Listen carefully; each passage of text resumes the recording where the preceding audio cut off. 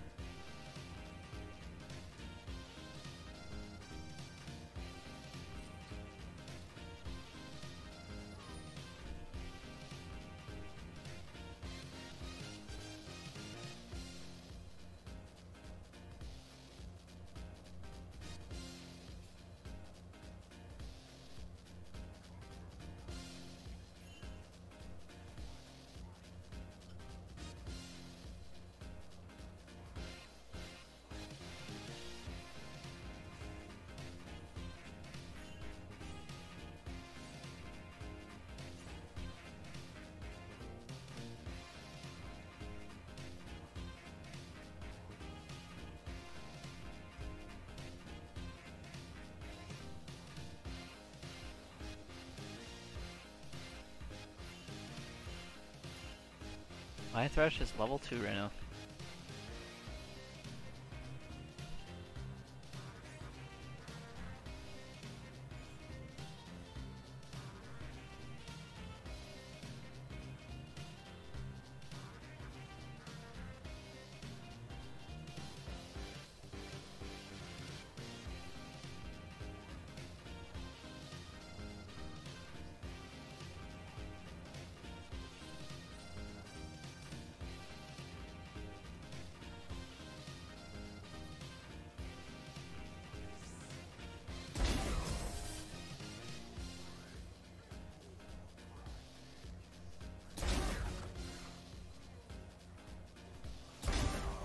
Oh shit. Uh-oh, Donell, what are you gonna do? You're losing!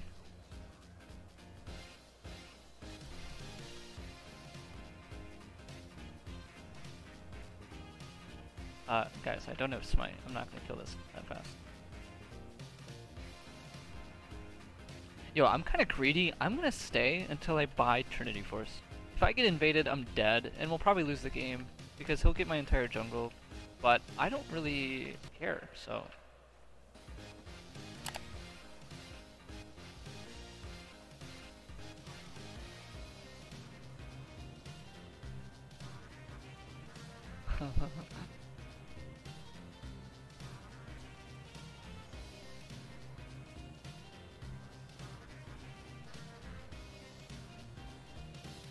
this Karma is really overextended.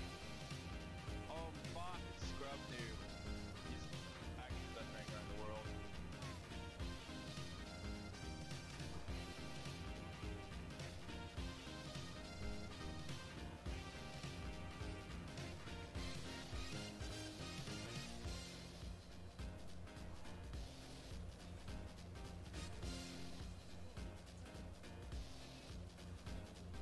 Oh, man. I knew that the one way we lose this game is just mid gap. Laceration, stop stomping on my mid laner, please.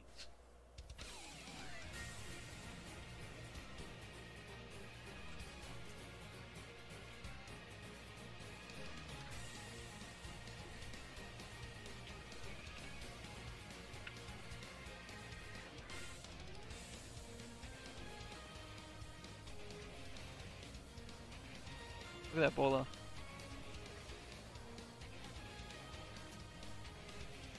Hey Vex, you took both the kills. Let's see if you do something with it. He probably will become useful now because he's about to hit his items like Crown, Anya's.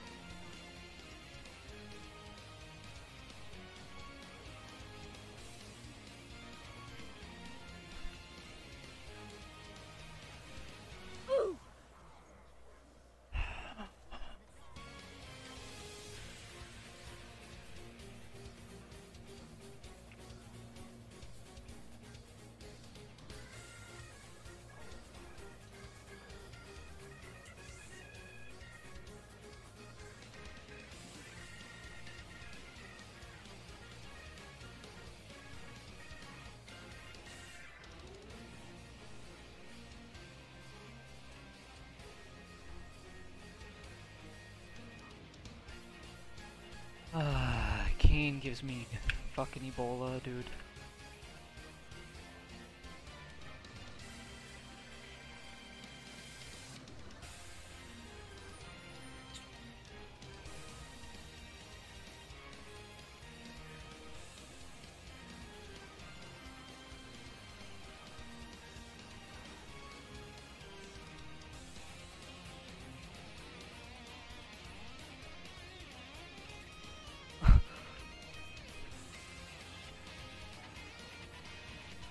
Right.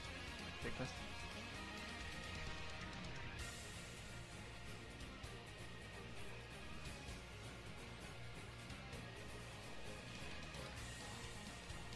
Interesting trade.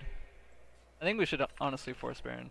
We should bait it. So we start the Baron, get it to like 5k, and then all in. Because their comp, I mean, Karma is their only way of disengaging.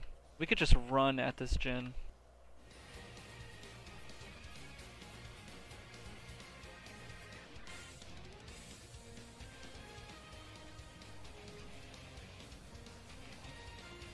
Bro, you're not gonna kill me. You, you're out of your mind. It's a good try though.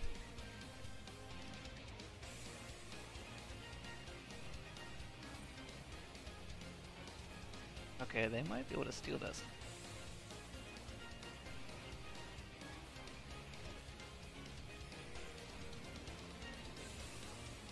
Yeah, see, he can never walk into us if my team plays it right.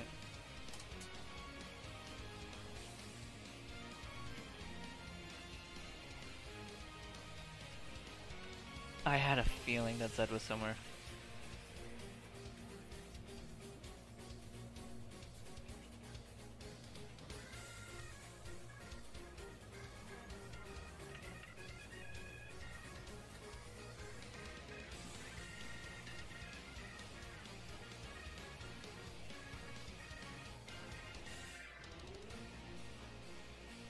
This is where we just reset.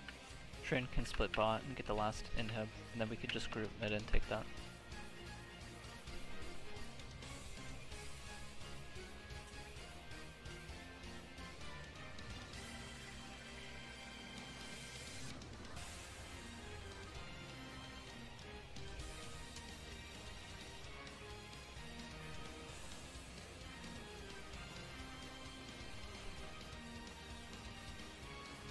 Whoops.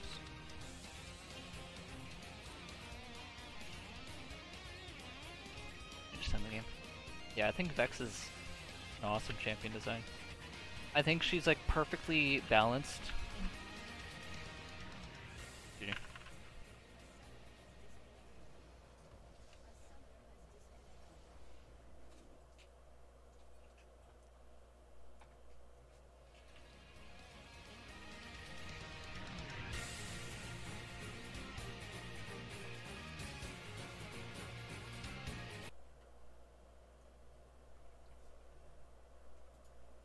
Huh? Get away. I just said a round of applause. So yeah.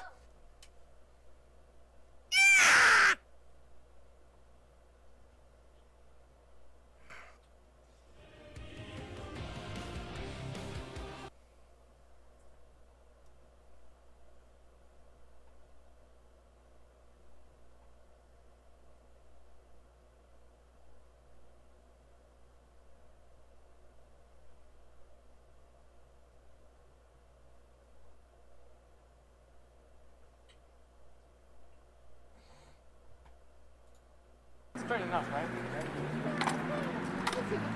Straight enough. There you go.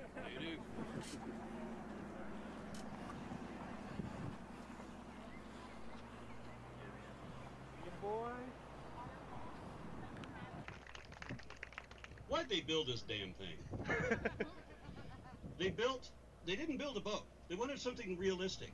They wanted people to believe that Noah really could build this ark. So they built this, right? Except that this isn't an ark, right? It's a boat, right? It's designed to look like a boat. Because the ark was a box. That's what the word ark means. So Noah is supposed to have loaded everything into a box that then floated. But everybody wants to put a keel on it, make it out like it's a ship, right? And why do they do this? Why do they produce this illusion? They wanted to put a whole bunch of live animals on this thing. But they realized very, very quickly that even with air conditioning systems and all the ventilation ducting that they put in here, that they couldn't put live animals on here, not and have people on there too, because especially not if you were going to load it the way the story says for Noah. Imagine 8 people with snow shovels climbing up and down that ladder for the one window that the story said they could have. They would have all died of methane poisoning on the first day. And that is why the boat is loaded with stuffed animals. They wanted to create this illusion that you could have this boat, that Noah could build this boat. So they put this thing on a concrete foundation supported by 3 buildings holding it up from the back. A nice illusion there. This thing is already suffering water damage from a year sitting in the rain, periodically. That's with the DuPont waterproofing Teflon coating that they put on this thing during the construction. I don't know if you guys have seen the construction pictures. So why do they create this illusion? They know it won't work, and when you walk through the Noah's Ark, you will see that there are steel rivets and braces throughout the whole thing. Steel rivets and braces and screws and bolts. Noah would have had that 5,000 years ago. I'm thinking he probably wouldn't be able to do that. This is technology beyond him, but they wanted to create the illusion that the Ark was somehow plausible, because the Ark is the most ridiculous story in the entire book of fairy tales. Now think about it. There are stories in here where you have a guy resurrecting an army of the dead.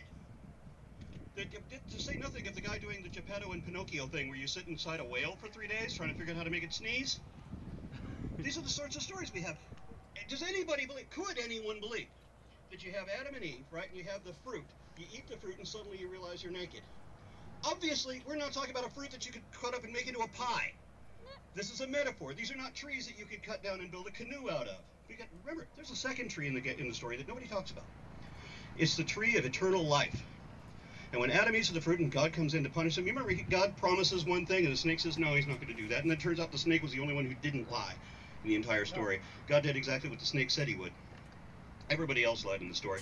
But then God says he's got to get Adam out of the garden right away, because Adam might eat of the fruit of the tree of eternal life, and if he does that, he'll be immortal.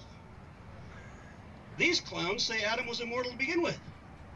What the hell happened, I want to ask, if he had never eaten from either tree? Would he have died a long time ago? Anyway, I was told to keep this short and sweet, and I'm going to try to do that. So who is our next speaker coming up, please?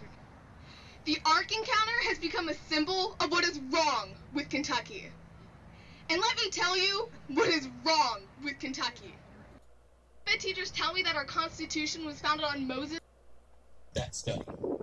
But of course, nobody can trace any of this. And Ron Wyatt allegedly kept some of this blood from his pop top, so that when other people come to visit his house with a microscope, he could, whip out Jesus's actual blood that he didn't surrender to anybody else. He has a lot of artifacts, including the bones of giants and other such things, that he says have been tested, so you don't need to test it again. We certainly don't need to test it in any way that can be documented. So, after Answers in Genesis wrote an article declaring Ron Wyatt a fraud. And I have to give him credit for that. I mean, how often do creationists point out the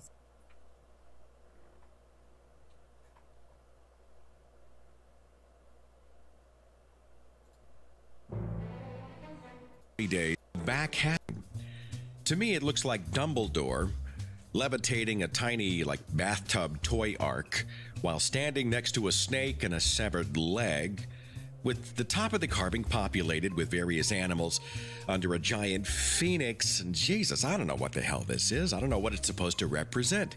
And for the record, it was one of the more sensible exhibits on display. I saw a bunch of crates. Apparently this is where they keep the Ark of the Covenant. I got to see Bambi while I was there. Now from this exhibit, we can